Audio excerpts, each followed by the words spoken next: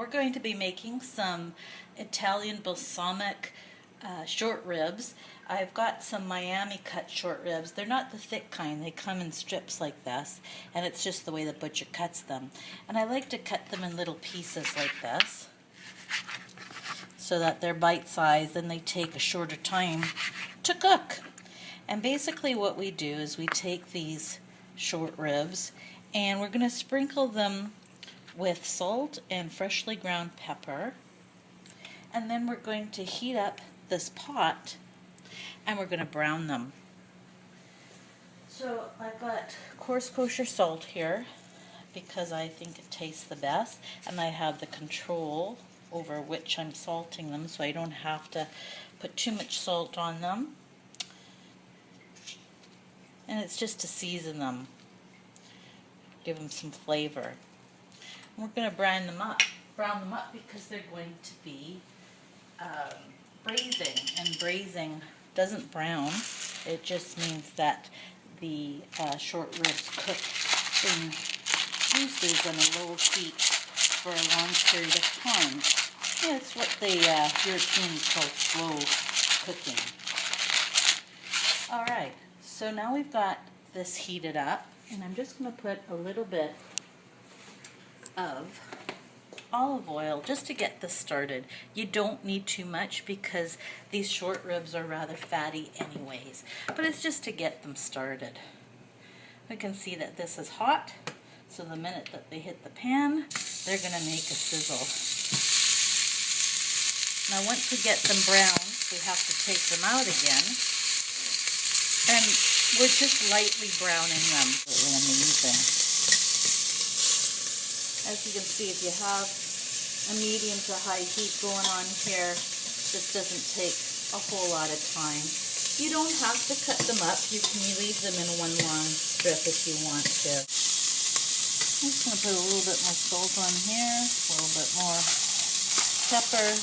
These ones didn't get a whole lot. And this is going to happen in no time.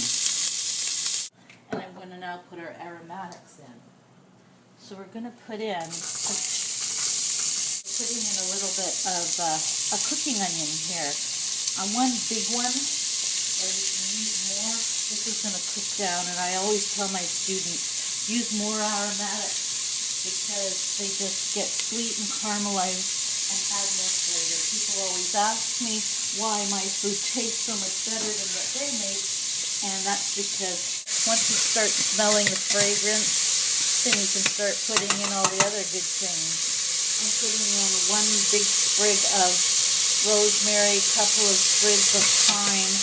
I don't have sage like I did in the recipe that I made the last time. What's going to happen is all this beautiful leafy goodness is going to fall off most of the sprig, and what you do is you just take the woody part out once this is done. I've got some San Marzano tomatoes here. These tomatoes are awesome because they are grown in a volcanic soil in Italy, and they are delicious. So I take whole tomatoes and I crush them with my fingers,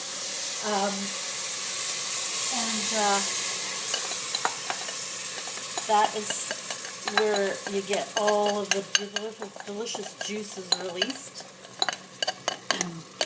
The other thing that we do is we take some balsamic vinegar. Now this is going to give kind of a sweet and sour effect to the whole meal.